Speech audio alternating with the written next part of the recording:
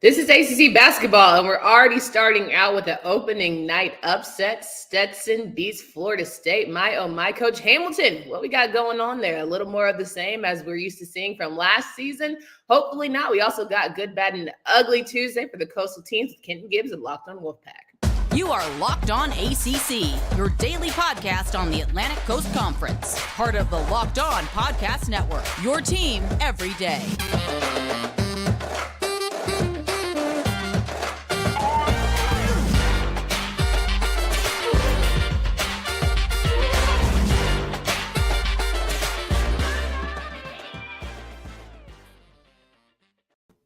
What's going on, everybody? Welcome to today's edition of Locked On ACC. I'm your host, Candace Cooper, joined by Kenton Gibbs of Locked On Wolfpack. Thanks for joining us each and every day. You make us your first listen on our respective shows. We always appreciate when our friends come and join us. Today's episode is brought to you by BetOnline. BetOnline has you covered this season with more props, odds, and lines than ever before because BetOnline is where the game starts. We started out with college basketball, both men's and women's handled their business from around the ACC. They did their thing, right? But it was the men who had a few upsets or little scares last night that we're going to talk about before we get into good, bad, and ugly Tuesday for the football side of things. Kenton, how we feeling? You know, I am concerned because I thought that the play that the ACC displayed in the tournament was going to be put forth in this season, which, I mean, it's, you know, mid-majors are the gap is closing because players are staying in mid-majors longer and leaving the Power 5 conferences quicker. But boy, I'll tell you what, there's some reason to be concerned there. 1,000%. Well, let's start with the biggest upset of the night. As I mentioned, Florida State was taken down by Stetson. I cannot believe it, 83-74. So it wasn't even like it was a close one layup, did them in. Stetson had some shooters. They balled out. They couldn't miss a three if they tried. And it was just one of those situations where it was a little more of the same for Hamilton and the boys. Only had 8 scholarship players available. So you already know that puts in the fatigue and what have you. But it was a nice little punch in the mouth of like, welcome to night one. Welcome to the season. I know you can turn it around because I believe in Coach Hamilton, but it's a lot going on there with the Seminoles out the gate. You know, I honestly and truly, a lot of people will look at this, and again, they'll look at the scoreboard and see the situation. But like you said, only 8 scholarship players available. The reality is, no matter how much length you have, no matter how much talent you have, unless one of those guys is like, Michael Jordan or something, you're going to run into problems trying to play just 8 guys through the course of an entire game. And it's natural. It's natural. It's early season. I don't want to put too much stock into this and say the sky is falling and Florida State won't be okay, but they need to get some guys back. They need to get some guys healthy. They need to have more bodies available because 8 through one game is bad. 8 through, an extended period of time, that's terrible. Yeah, 1,000%. Other games that were a little bit of a scare that ended up pulling away. North Carolina took on UNCW. And, in the first half, it certainly was a battle. And eventually Carolina was able to do their thing. But I guess some people were saying, guys, relax. You don't want to see North Carolina playing their best ball in November. But I will say all of the hype around one, box out was the reason why North Carolina didn't win a national championship. And then to see the performance last night where they couldn't get boards if they tried, it was a little bit of a head scratcher. Like if we're going to lean on that moment, let's make sure that we're just being greedy with every single board opportunity, in every single game. Of course. And again, when you come into the early season and you've got these quote unquote, what do we call it? The tune-up games to where you get ready for the real competition. These are, people don't understand. We talk about this team being a mature team. A mature team in college basketball means you got a good amount of 20-year-olds. Like that's it. You're looking at a group of young men that are generally going to be even the senior leaders, the elder statesmen are 2 to 3 years away from their frontal lobe being fully formed. Yeah. Like they're going to come in and have some immature moments. They're going to come in and have some times where they're like, hey, we're better than them, bigger than them, we're stronger than them. We played together more than them, so we should just be good. We should just, we're here. The name across the front of our jerseys means that we're going to win this game, which is very clearly not the case. Yeah, 1,000%. And definitely work to be done around that horn. We also saw North Carolina Central give Virginia a little bit of run there and made them a little bit nervous. The number 18 team certainly is the same as always, really good defense and banking on them being able to make shots and the other team not to. And I think, just looking at it for me, when you see Duke take care of business, when you see some other teams around the ACC take care of business, I just made peace with North Carolina wasn't going to be number one for long. And Virginia is definitely going to be a little more of the same of last season. I don't think they're going to dominate or get back to form as maybe we thought they could with all their returners. I mean, with everything that we've seen from Coach Moulton, why are we not giving North Carolina Central a little credit? And I'm not talking about you in particular, but I'm just saying, a lot of what I've heard in the recaps and in the morning radio and all that was, man, Virginia didn't look sharp. They didn't look sharp. Or, man, this Virginia offense, more the same. Let's give Coach Moulton and those guys a little bit of credit because, again, it wasn't like in the past we have seen times where Virginia has missed a lot of wide open shots. They've missed a lot of wide open. They've struggled to finish around the rim. If there's anybody there to contest and all that. But the reality is North Carolina Central played some good basketball, and they forced some of those misses. They forced Virginia to go into some of those tough areas, and, they didn't come away with the result they wanted. But, I wouldn't say the sky is falling for Virginia just yet. I would hope that they get the offense figured out. However, we have seen many Virginia teams that, have gone through a season without getting the offense figured out. 1,000%. Another nod to Boston College, who picked up a really good win over Cornell. Normally, we've seen Boston College in the past struggle, but it was nice, a fresh change to kind of see them with the group. Like, we're running with the pack here. We're winning our opening season games, and we're not really struggling. And I think that really just speaks to what Coach Grant is doing with those guys. And, despite having some of his top players transfer, he still is in a really good position to make a nice run last season. He kind of reminds me of Coach Forbes, who struggled a little bit the first season, trying to find the right guys. But now that you're kind of in a sweet groove, it could be a potential, some upsets down the stretch here when we start conference play. We will see. We will see. I think the jury's still out, very much so out on this Boston College team. Really? I'm not sold. I'm just going to be honest with you. I'm not really? sold.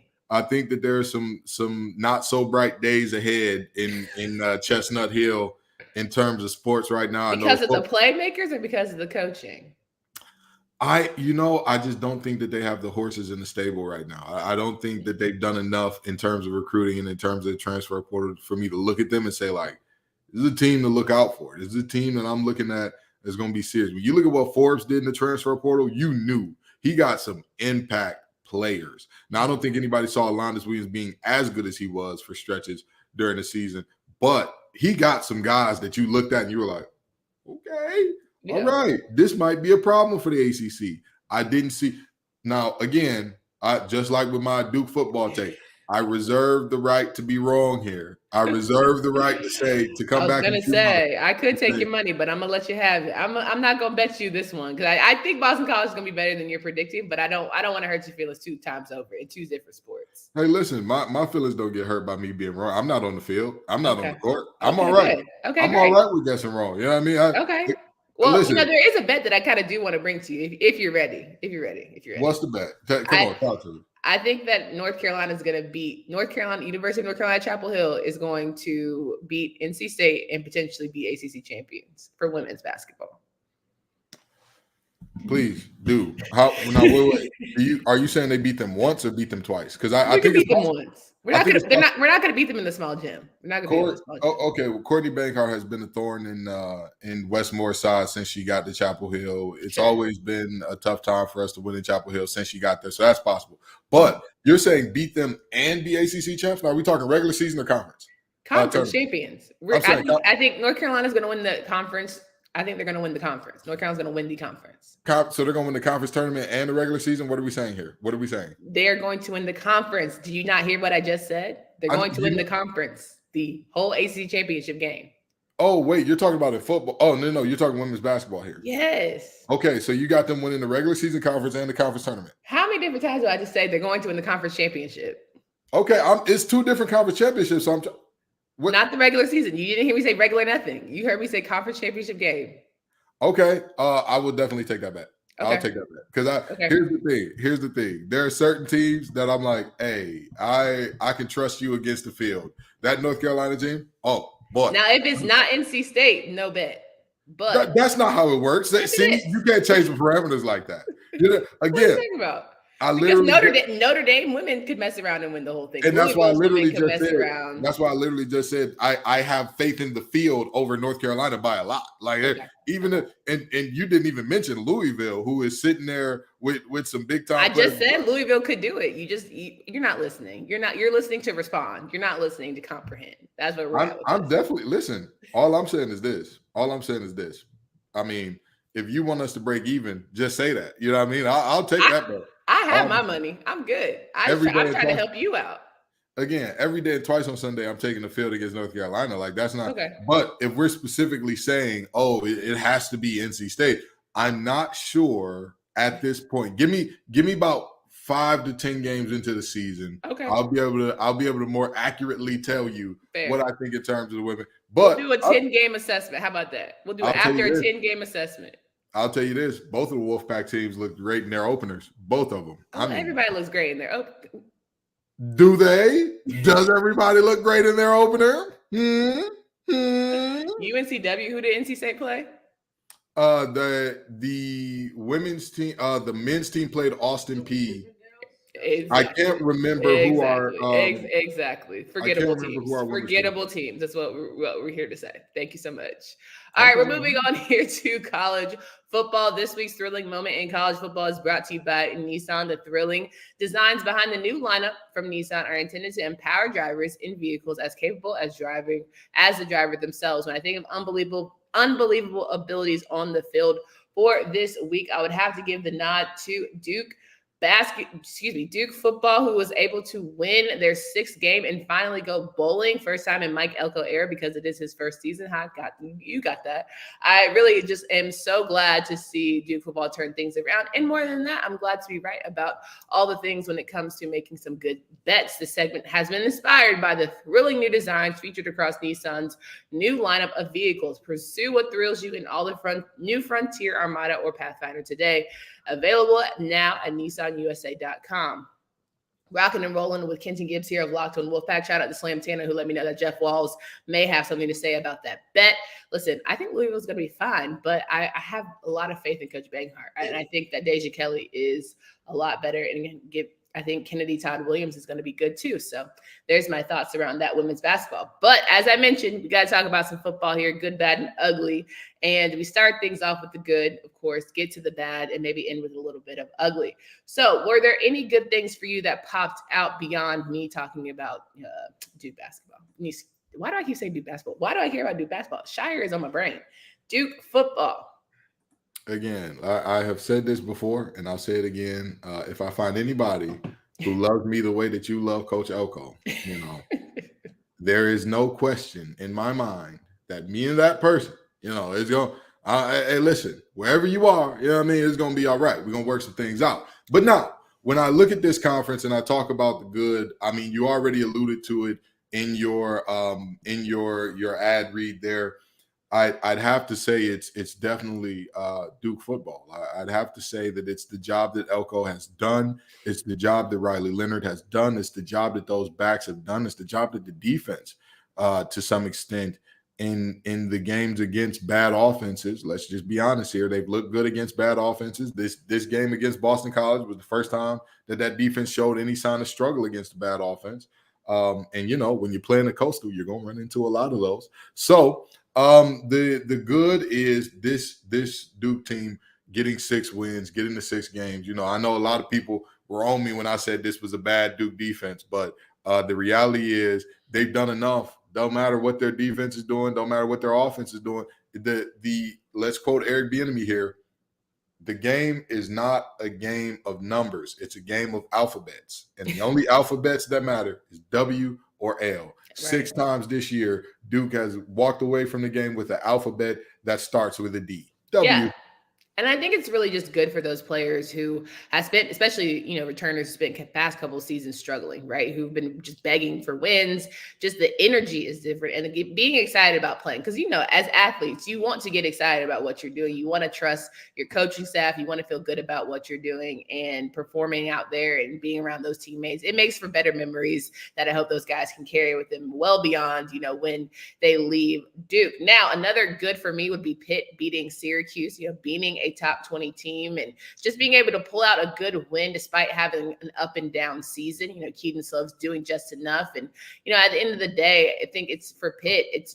I'm still head scratching. Like, I know that they have what it takes, but I don't want it to all be around, Keaton Slove's struggles, but it was nice to see that defense play big, which we predicted they would, but, now everything's come home to roost.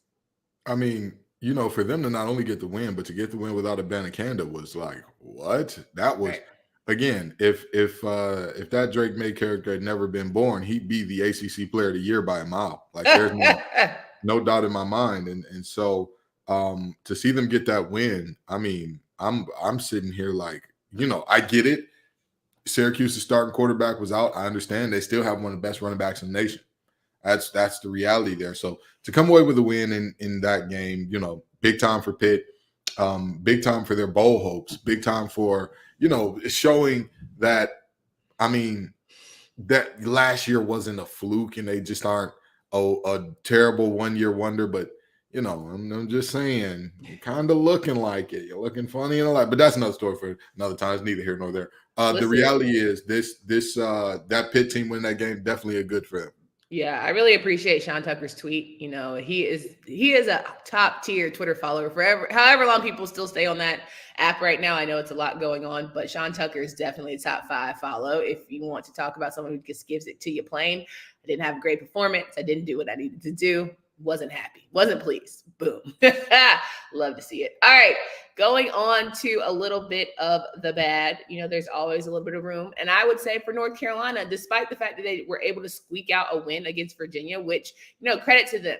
Listen, you won in Charlottesville. It's been an Achilles heel for you, no pun intended, to win in Charlottesville. So for whatever reason, it's always a shaky game. They pull out the W, but this Virginia team is terrible. It shouldn't have been a 31-28 win. Like, you should have blown them away. With what you're telling me, you're good and all the improvements from the defense. Now you got me a little bit nervous going into Wake Forest. Somebody said to me, Kenton, NC State is the most fraudulent team in the top 25. And I said, really? There are multiple teams in the top 25 that don't have a single victory over a ranked team, not a single one. Included in that is North Carolina. Included in that is Illinois. And yet, somehow, NC State gets the label of fraudulent despite having wins against quality teams. I mean, I guess if that's what we're talking, whatever. So you're saying North Carolina's a bunch of frauds? I'm saying that North Carolina team could not. They couldn't stop. They couldn't stop offenses, even if you gave them the Great Wall of China placed directly in front of the opponent's end zone. You understand? Like, that's just the reality that we're looking at here. And with that being said, again, Drake May has been great. He has to be. He has no other choice. And that's the thing. You look at him and you say to yourself, man, he's only been on the campus for a year. And to see a redshirt freshman, or because of the COVID year, I guess he's technically a true freshman. But to see a guy who's only been on campus for a year, this is his first time seeing live action. To see him playing this way is absolutely spectacular. But with that being said, he can't have a bad game. He cannot have a bad game. No, not at all. I'll take it even further. I don't think he can have a full bad half. I don't think that he can have an entire bad half against a good offense, or else packing the mail, it's gone. That team is going to be, it's going to be Katie Dids at the doorstep for whoever wants to bet against North Carolina that week. So this is a reality that, we knew this defense is what it is, but to make this Virginia offense look good, I mean, yowzers. Their only conference win of the season coming into this game was against Georgia Tech after they fired their coach. And do you know how many points Virginia Tech scored in that game? 12. 16. 16 against a very embattled Georgia Tech team. So, yeah, it's, again, when you're talking about frauds in the top 25, well, I'm not saying, but I'm saying. The run defense is pretty terrible. Hollins looked like a superstar. He looked like a Anaconda. Like it was just overall not what we wanted to see from North Carolina's defense after all the hype and talk about of their improvement. So there's that. But we were the ugliest team of the week for the Coastal, and I can't wait to get to that. But first, guys, BetOnline.net is your number one source for sports betting info, stats, news, and analysis. Get the latest odds, trends for every professional and amateur league out there, from football, basketball, soccer to esports. We've got it all here at BetOnline.net. And if you love sports podcasts, you can find those at BetOnline as well. We're always the fastest and easiest way to get your betting fix. Head to the website today or use your mobile device to learn more, because BetOnline is where the game starts.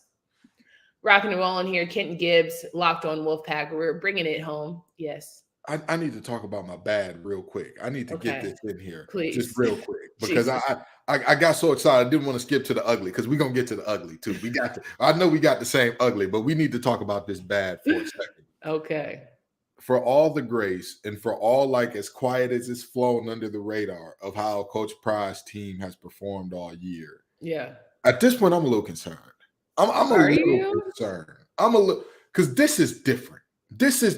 We're talking about you're a first-time head, or you're a brand new head coach in the system and all that good stuff, and you're having your struggles, and your quarterback ain't great. Nothing on your team is particularly great. Mm-hmm. Georgia Tech beat you with their backup quarterback and an interim head coach. It don't get much worse than that. If it was not for one team wetting the bed in their home stadium, pissing down their leg to the point where you can smell urine from a mile away. If it wasn't for that, boy, Virginia Tech, y'all would be on my line for the ugly. Yeah. But I'm gonna say this. At the end of the day, everybody's being quiet about this because it's year one. But man, there needs to be some market improvement. Yeah. Some leaps and bounds for sure. Yeah, I mean, 100% agree. 28-27 loss against the Yellow Jackets, but I'm hoping, from what I'm hearing from inside the house, that he's trying to turn the culture around and give it a little bit of time. Because, I mean, I think it also speaks to just what Fuente did. Like, he burned it to the ground. And he's starting, I don't want to say he's starting from zero, but it's a little bit tougher than we were expecting. That's for sure. Oh, we love a fraud conversation. Let's bring this up. Love the combo about frauds. Not saying UNC is a fraud. They're legit top 25, but look at their schedule. NC State has earned their ranking 3-1 after Leary's injury. Thank you, EM. We love people that give Kenton a little bit of ego boost as if he doesn't need any more. Now let's get to the ugly. Let's talk about it.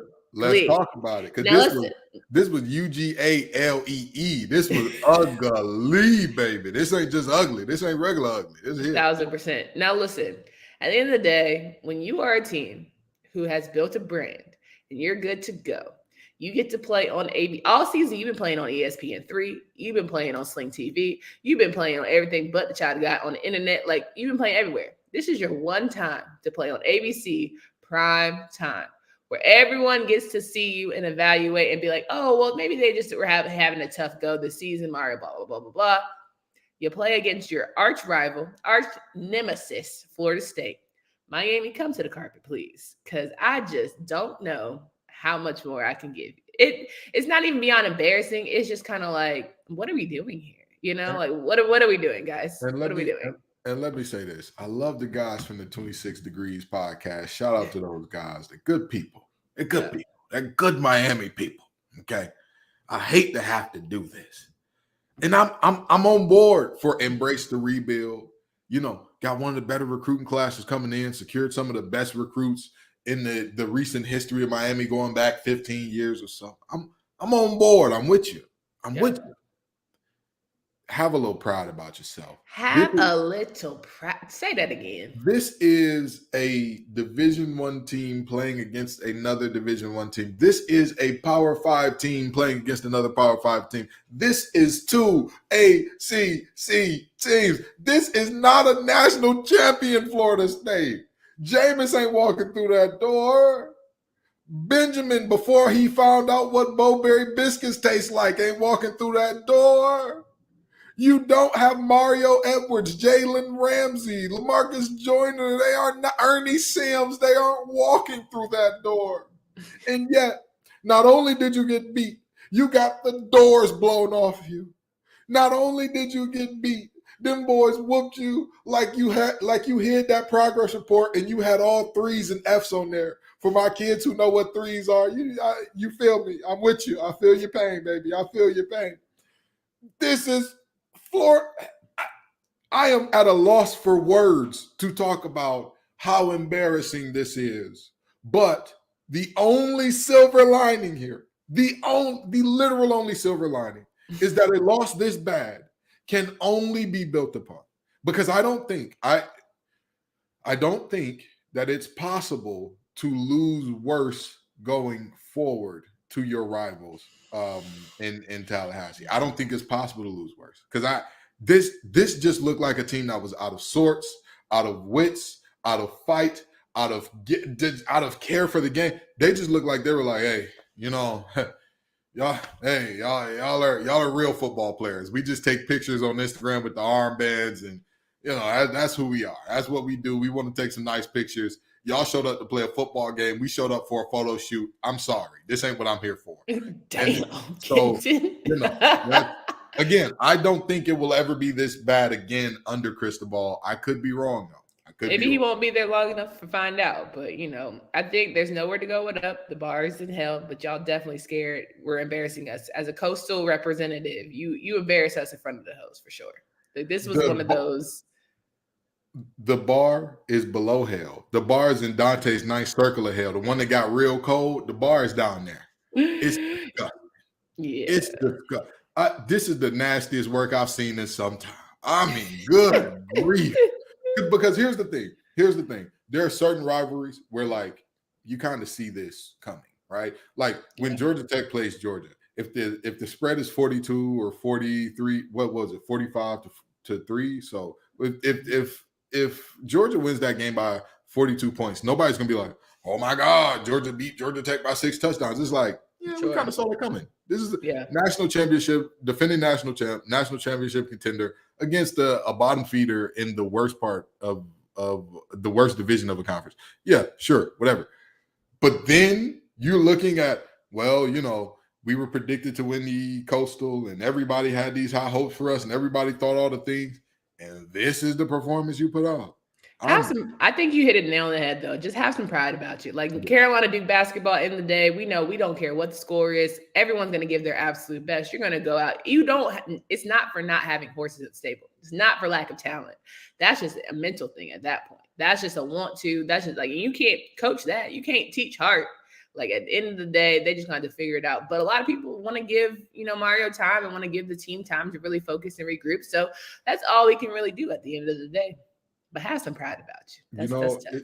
I don't want to be too critical of these year one coaches because it part of me feels not fair to go after 2 year one coaches. But again, one year one coach got beat by a month one coach, and 1 year one coach got the wheels whooped off him in a rivalry game to a point where, again, how often do we see 40-point games in conference by teams that are not sniffing the conference championship? I believe Florida State is fourth in the Atlantic? Yeah. How often do we see a team that's third or fourth on their side of the division, maybe even fifth, because I've noticed a bunch of teams that are lumped in at 6 and 3. How often do we see those teams get 40-point wins over their rivals?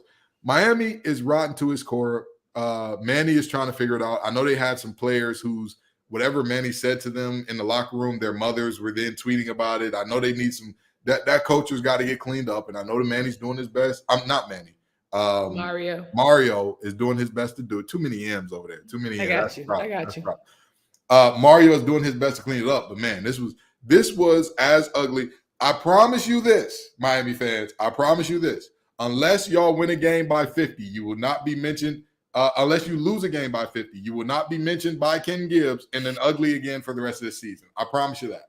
The rest of the season ain't much left. We only got 2 more games before we get to conference championships and then bowl games and all the things, which is crazy because it feels like we just started, but good nonetheless. Kenton Gibbs, it's always a pleasure to have you here on the show. Can you please remind these folks of where they can find you, follow your work? Absolutely. You can find me at LO_Wolfpack where on Twitter. You can also find me wherever you're listening to or watching this at Locked On Wolfpack. We've got tons of good stuff rolling over there. We got some crossover episodes with AJ Black coming this week. We got Boston College review, as well as I just dropped an episode on some Wake Forest recap. Trust me, it's a great time. You can also find me on Twitter at TGIF_Ken. Just be aware you're getting Ken the Man, not the person that covers the Wolfpack necessarily there. So there'll be some other things. But anywho, that's where you can find me. Guys, make sure you come back tomorrow. AJ Black, Locked On Boston College, is in the building. We're going to give weekly reads and rankings. So if you want to say something, drop it here on this YouTube channel, and maybe we'll go over it on the show. For Candace Cooper and Kenton Gibbs, until next time.